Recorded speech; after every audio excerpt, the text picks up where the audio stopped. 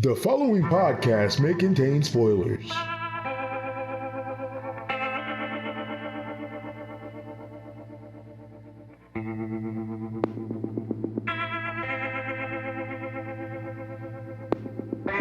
All right, hello everybody, and welcome to another episode of Reading the Path of Heavens.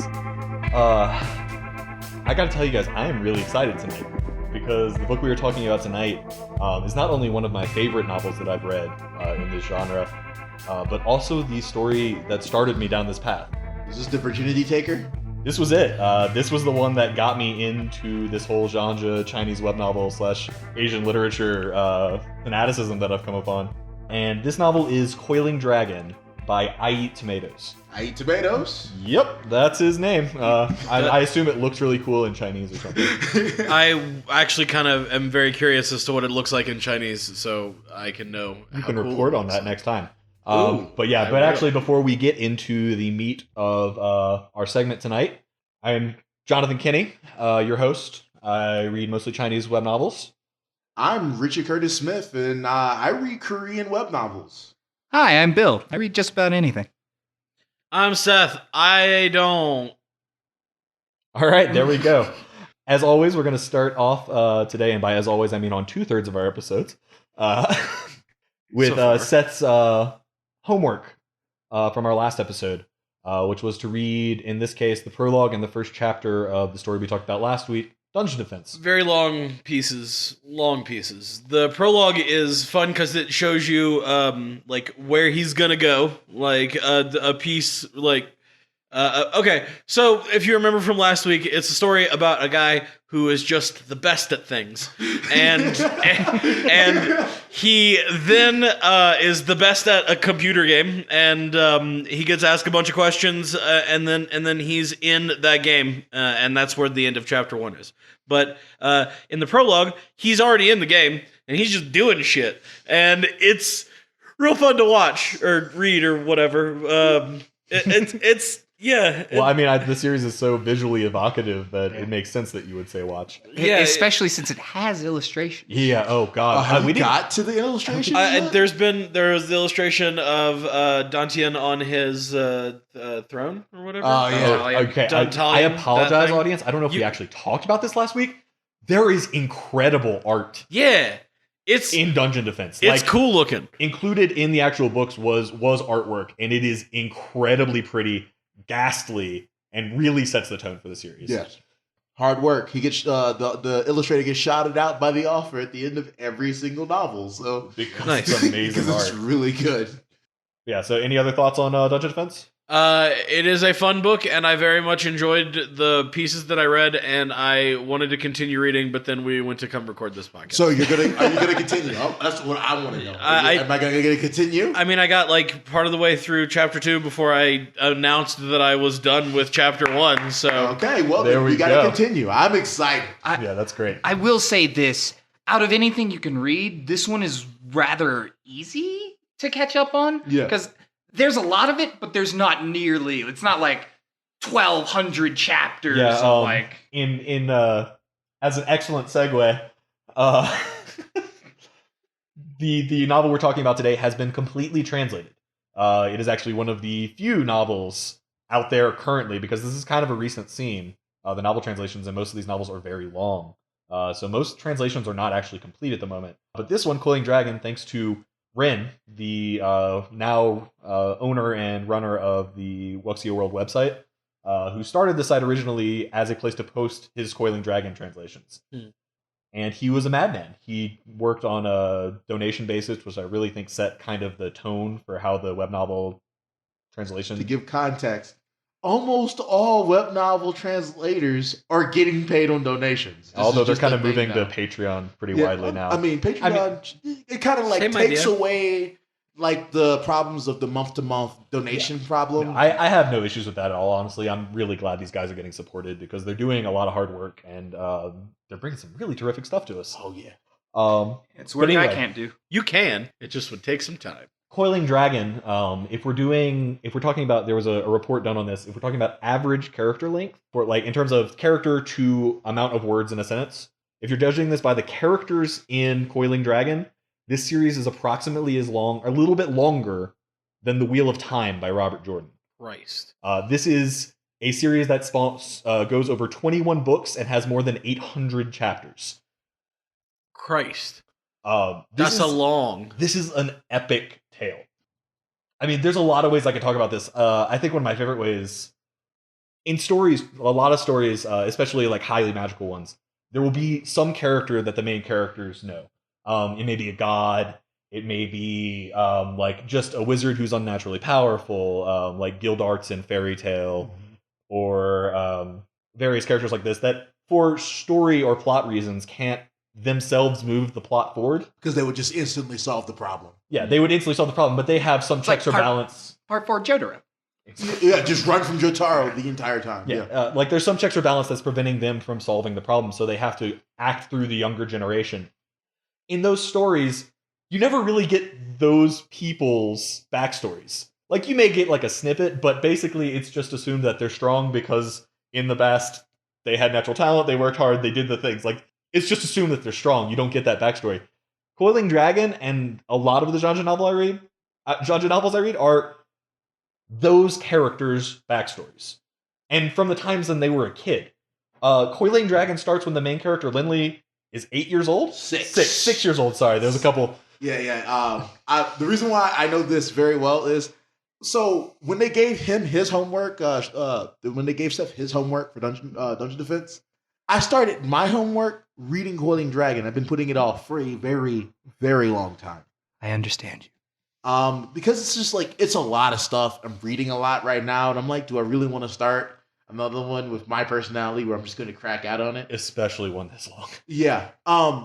So I'm on book 4, so I'm getting to experience young Lindley. It's incredible. Like I live with our host, so I've heard great things about Coiling Dragon.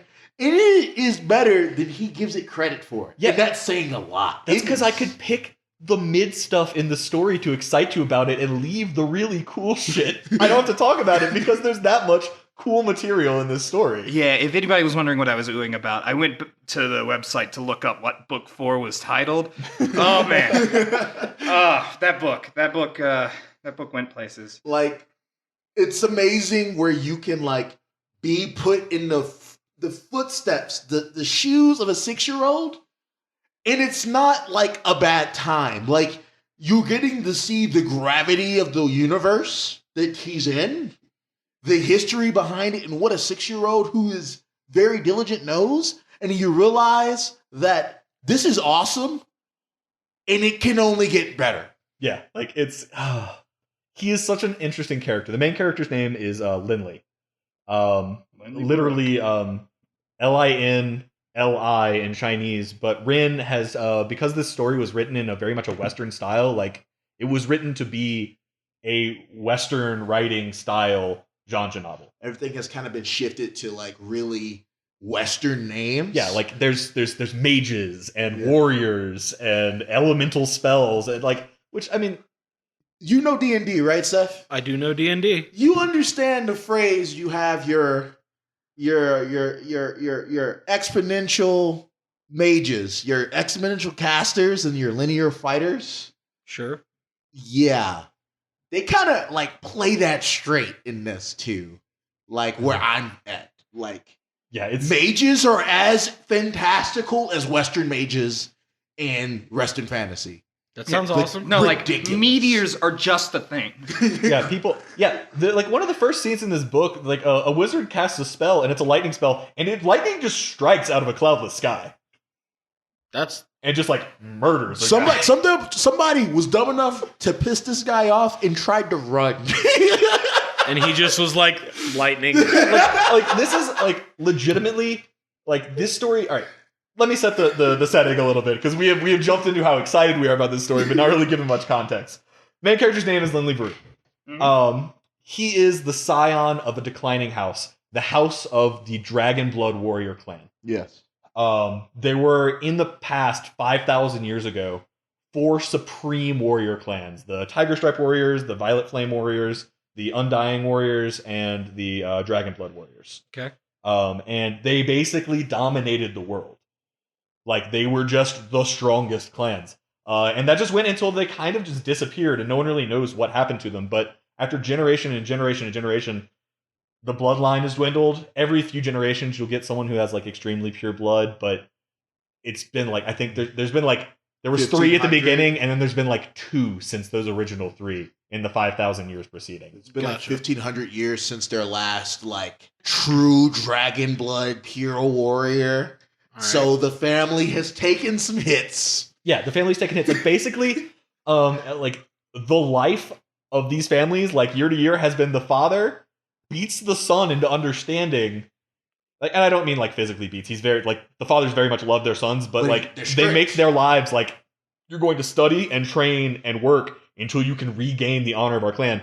And they have a very specific goal for that, because one of the first Dragon Blood warriors that, like, established their clan had a weapon called Slaughterer, which is like his giant war blade. Incredible. And then they had to sell it. Well, they didn't have to sell it. There was a fucking lazy ancestor who was greedy and didn't want to do stuff, so he sold off their fucking war blade. Okay, I didn't realize that. Yeah. That's even worse. I thought they were just so broken down. That's why they're fucking, like, these people are ashamed. Like, they were a noble fucking clan, and they are not living up to the name. So, like, Lindley in particular, I mean, Lindley is very smart. Very. He is incredibly diligent. Okay. Works hard. Like, you know when you roll dice to make a D&D character? Sure. Like, what if you got that character that rolled 18 for every single roll? That guy would be very strong. That's Lindley. Okay. Like, he gets educated from the youngest age, like, with a noble education. Like, I mean, he is a noble. Like, it's a minor town. It's not a powerful town, but he is nobility. They don't get a lot of tax money. They treat their people well. They don't tax them a lot. They don't make a lot.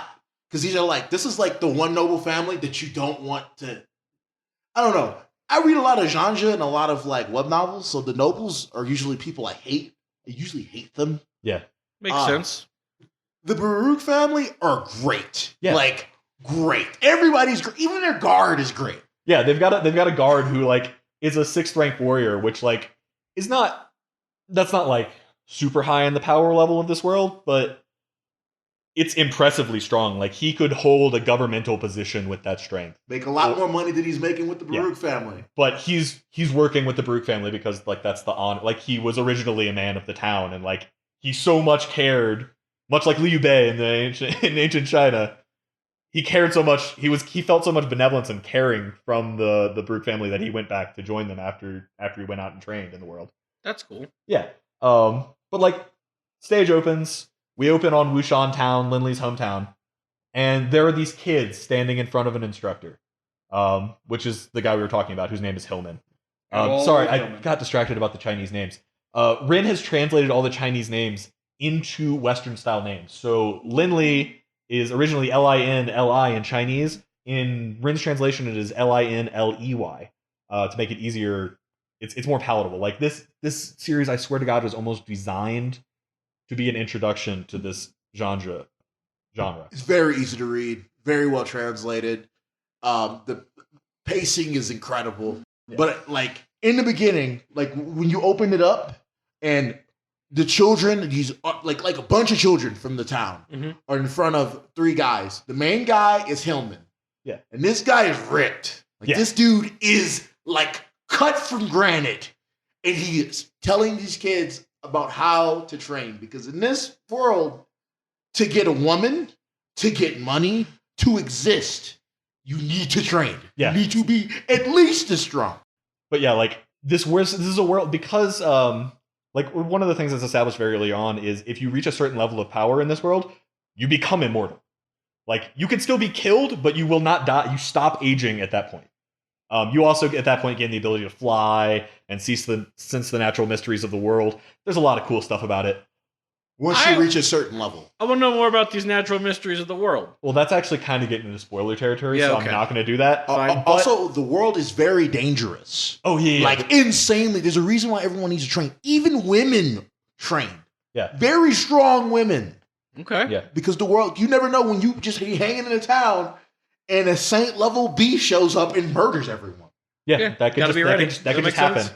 And like there's like a political balance because the people that control each of the danger zones don't really want to mess with the balance that exists. So Why like, would they? It's yeah, I mean danger zones. they're in control. Yeah. Well, no, I mean like there are people that control the danger zones. Okay. I mean like, They're gods are very real. Yeah, people like- know them. but because saints exist, if a saint exists in your family is going to prosper until that saint dies. So like, this world is built around martial cultivation. Like, the government exists, they're emperors, but they're less important than saints. Like, if a saint walks into the palace, he will just tell the emperor to do something, and the emperor will be like, yeah, sure, absolutely, we'll do that, unless there's another bigger saint that told him not to. Yeah. Okay. Kind of like the emperor and the shogunate or whatever. Yep. Like the strong guys and the guys that do the We'll let you politics pretend stuff. to be the leader Yeah. while you do whatever the hell I tell you to do. Yeah. Yeah. Except like Oh man, that's like season 3 of Community. but like what I loved how is like they establish the political lines of the world like within the first few chapters because you're learning history alongside Lindley. Oh, that's cool. Yeah, because like you're literally You're a getting 6-year-old. He's a 6-year-old, so like you're getting every important experience of his life. And in the beginning, that is chock full because genre novel is a popular trope. When you are younger, you have more potential. Makes sense. You've got a lot more opportunity to do stuff. Exactly. So a regular day in the life of a 6-year-old. Okay, Mhm. let me set this up because they set it up for me. Sun rises. Sunrises, you go in to train. You go you go to meet the dudes that are training you in your city. Yeah, Mhm. there's 3 groups. There's the like 6 to 9-year-olds, the There's 10 to 13-year-olds, the 13 to and then the 14 to you join the army year-olds. Okay. and they have Because different keep in mind, levels of training. If you can become a 6th or 7th rank warrior, kingdoms will give you like key manuals. And then you can actually start training, and then you can maybe become a saint. Like a nobody who can train to a certain level can become someone. Hard work is the answer in this world, and you get like consistent, tangible payoff for your hard work. But yeah, they start right, and the new 6-year-olds are here for their first day of training, and there's Hillman, and he decides takes off his shirt, shows his awesome body, All the kids' eyes go out like saucers. explains to them the level, and it's like, and then he goes and grabs a giant rock. It's like a 200-pound rock. with one hand, Nice. like nothing. Yeah, and he's like, this is too light. And kind of casually like flings it around and then like tosses it. Bring me something heavier. And the kids are mind blown by this. Like, wow. And he's Because like, keep in mind, he's really strong to them, but he's not that strong Like, in the scope of this world. he specifically, like, he has cuts and stuff from battle, but he specifically understands his limits and what strong things are. And he begins to explain these to these kids that, like, you think I'm impressive? Imagine 8th, 9th, and Saint level people. They can destroy mountains, destroy cities, No, kill thousands with a swing. Like, and then he's not BSing. yeah, this is actually true. like This is school. No, I get that. 8th Yeah. rank mages are more valuable than an army. Yes. Because an 8th rank mage can cast one spell and take out the army. Sure, the leaders and important people might survive, but you just wiped out the army. Yeah, the people that were doing the things. Yeah. And then they start their first training. The key gathering thing. Yeah, where they stand in this uncomfortable position, which naturally builds ki in your body, and it's like the most basic way to build ki. For hours. And Lindley, our main character, lasts as long as the teenagers. Nice. Yeah, he's literally he drops in like the upper middle of the 10 and plus year olds. Yeah. And like you see that he understands intrinsically, thanks to his father's training and teaching, that as a Baruch, you need to be stronger and work harder than everyone around you. Because life is just hard for him. Life is just going to be harder for him. Yeah, like he's got shit to do. He's got to get that ward blade back. Yeah. And that's like an obscene amount of money. Like they have been selling, like most of their ancestral matter is closed, so they don't have to clean it. Like Yeah. there's tons of empty rooms. They just stay in the They've front. sold off most of their treasure. Oh man. They just stay in the front. They don't clean any of their back stuff. They don't go back there They clean it like once a year. to save money because they don't make anything. Yeah. Because they're good to their people and they understand they can't tax them. Property taxes must Yeah. be ridiculous. So this is all like I know we've talked a lot, but this is literally like the first like 2 or 3 chapters of this book. Yeah. Is establishing these things. So Lindley goes to this ancestral thing. He gets told he has to clean, and he's just dicking around trying to like find treasure because he knows his family's in dire straits, and he's like, surely I'll be able to find something. No one's looked back here, of course. The ancestors have taken everything valuable, but he accidentally breaks a dresser, and inside the wood of this dresser, he finds a ring. A crappy looking ring, by the way. This ring looks like hot garbage. Yeah, it's like kind of wood and kind of stone, but not really either, and it's just not. Keep in mind, he had just had a conversation with his father, and it was the same conversation his father had had with his father at that age about, I'll become a sculptor, and then I can make enough money to get back the sword for the family. And he's like, and his dad's thinking like, man, I tried that. That's just a waste of time. It's a waste of time. Just cultivate. But to Lindley, he says, that's fucking stupid. Sculptors don't make any money. That's retarded.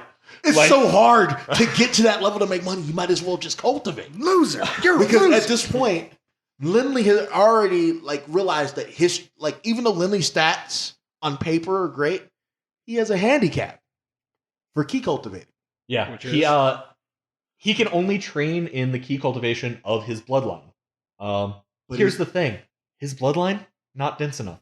he doesn't have enough. His dragon blood isn't high enough to train, and he can't gather key like everyone else. So if he had been Lindley without his bloodline, he would be in a better situation than he was at the beginning. Yeah, and here's the fun part: Lindley's reaction to this, and what makes him such an awesome character, is not "fuck, I'm screwed." It's, well, I'm just gonna train my body to be so hardcore that I'll beat people with key. That's just nice to me. The best puncher. Until and keep in mind, this story is like it moves fast and it hits hard. Like it is not pulling its punches. It is a violent, bloody book. Chapter 9, entitled Velocidragon. Oh yeah, the Velocidragon shows up. What? Yeah. All right. Yeah, just- so it's the middle of the day. They're training. Lindley's doing his thing. He's got the Coiling Dragon ring on a necklace around his neck. He goes and some people drop out of the sky, and there's 5 of them. And there's a few magical beasts that they're riding on and stuff, and they're awesome. The way they explain this adventure party, this group, is amazing. These guys are great. Clearly, they're basically a D&D party.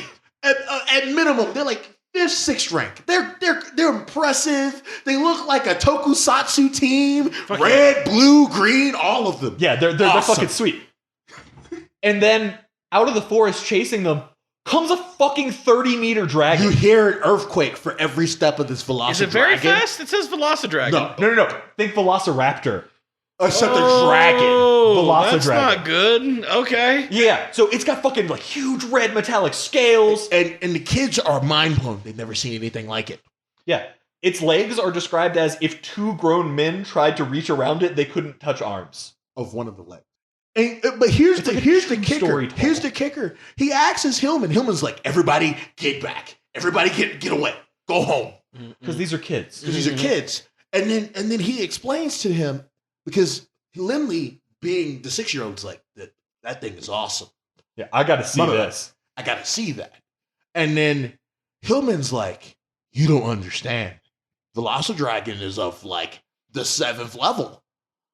What's more terrifying is the man riding the Velocidragon.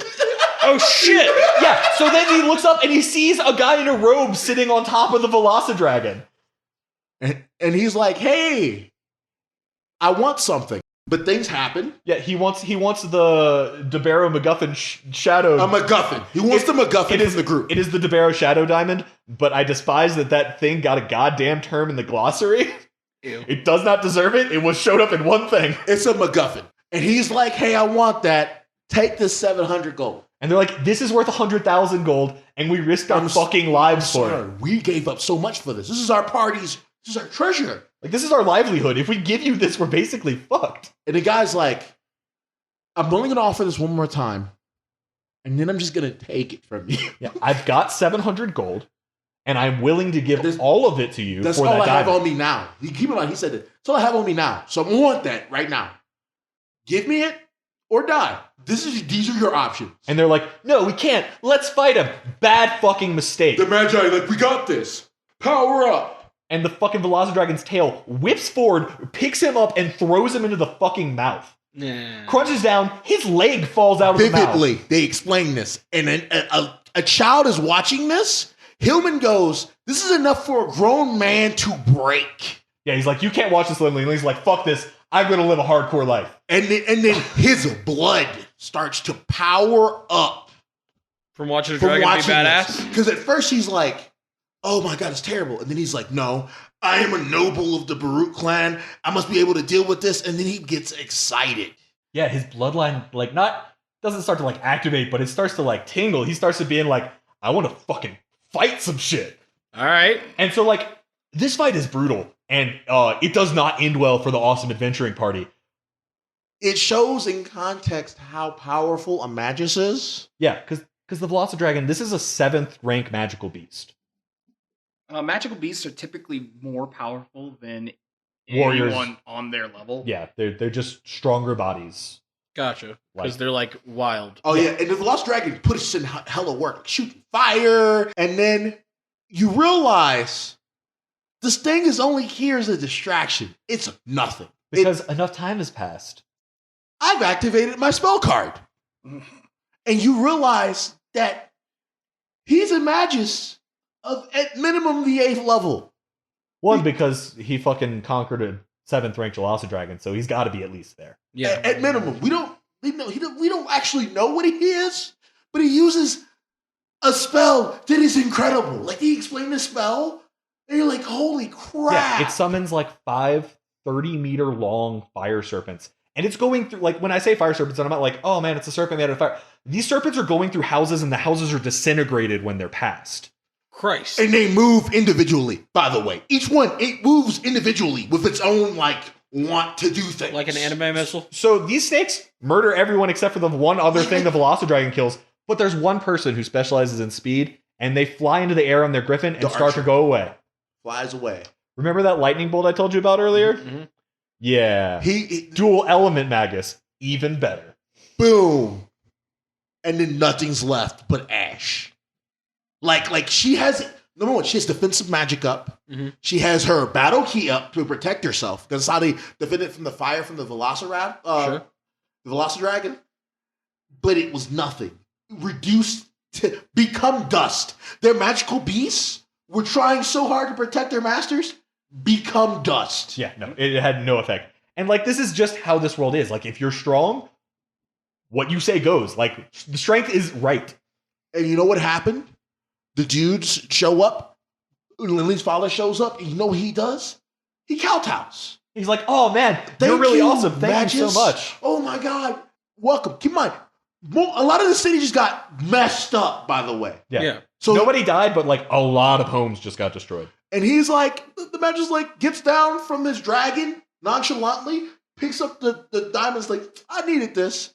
Hey guys, it seems like there was a little collateral damage for your town. You can have the golden crap that the adventurers these had. stupid adventurers had. I'm sure they had something. Use it to fix your stuff. I'm leaving. Bye. And then he's like, haha, motherfucker, now I'm gonna kill you when I put this gem in my wand. Oh yeah, because he has his own problem. Yeah, because he to deal doesn't with. he doesn't give a shit about this town. Like, he's like barely being like, yeah, you can just like take whatever they have. Because I don't give a shit about it. Yeah, I've got other things to do. Yeah. And then he gets back on his Velocidragon and marches off, and that's the end of that story. Yeah. This dude is basically a jobber. He does not matter. But that's just a thing. And then the next day, they up that.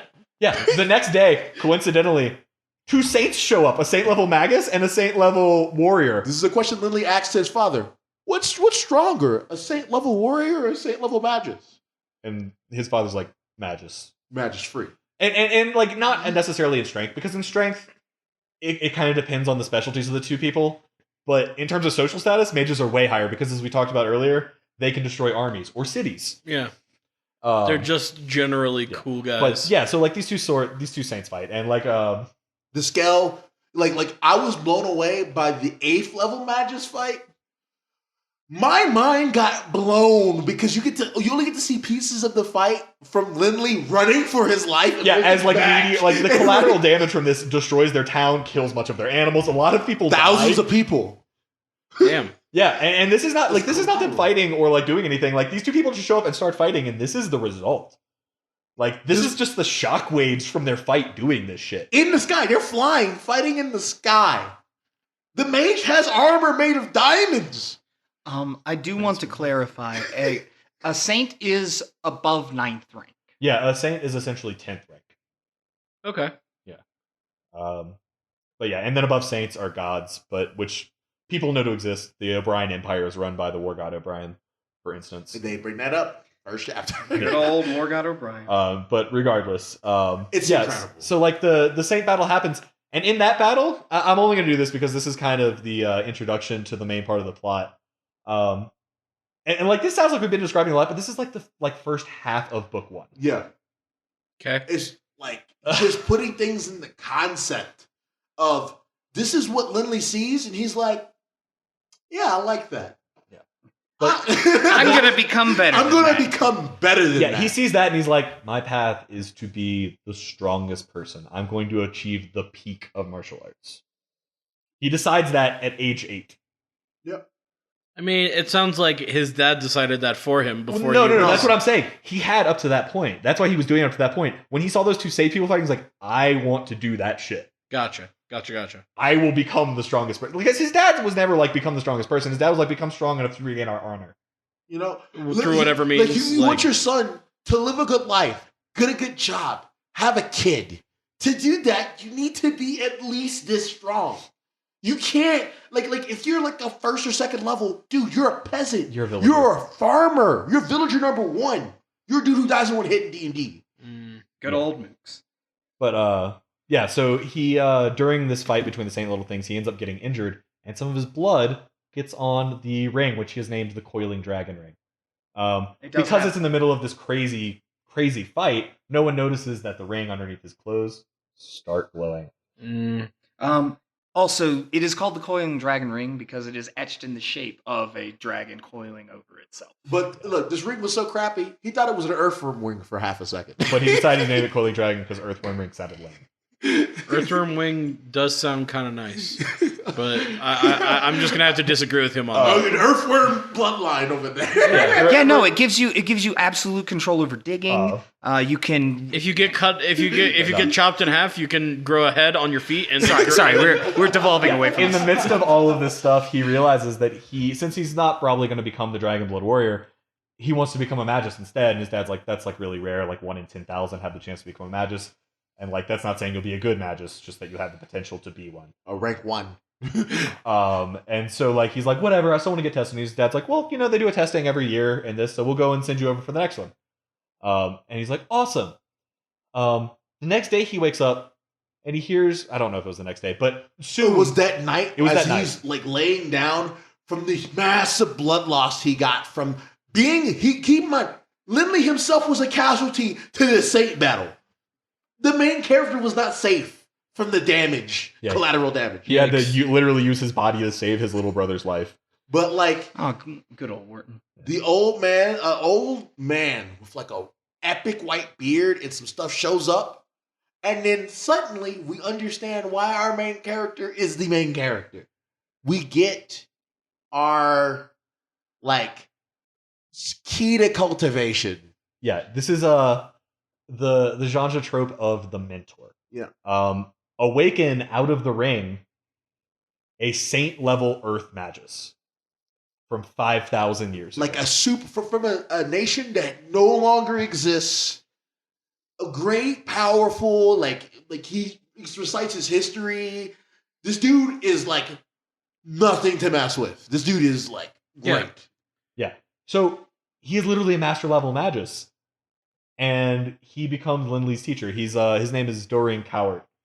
He's such a cool And character. he's such a cool character because like he had never had a family, and like Lindley sees him and he's like, oh, can I call you grandfather? Which is like a term of incredible respect in Chinese culture. And keep in mind, people had always been afraid of him, and he's been alone. He's never had a child and never had anyone be daring enough to call him their grandfather. And he's just touched by the cute 8-year-old Lindley. He's like, we're good. Even if you have no talent, Lindley, I will make sure you're a magus. Yeah, because people believe that if you don't have talent, you can't. But he no. knows enough about shit that he actually can make you have that. And like, keep in mind, like spells in this world, if you, above the 6th rank, are like kingdom secrets. Like, you have to swear loyalty to someone to learn things above the 6th rank. This old man's like, don't worry, Glenley. I know Saint ranks. I know all this. You have no reason to swear allegiance to anyone. You can be Granddad powerful got by you. yourself. Yeah.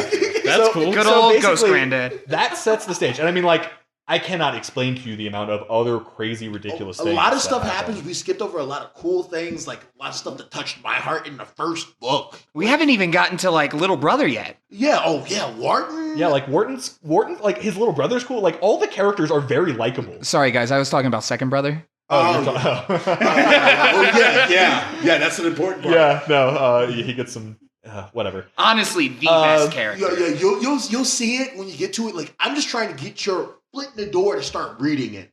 I'm new to this, and I'm excited just talking about the beginning. That's the goal for all of these. Is we're just trying to get your foot in the door. Like, and well, I mean, you guys, absolutely. you Don't guys read are. it.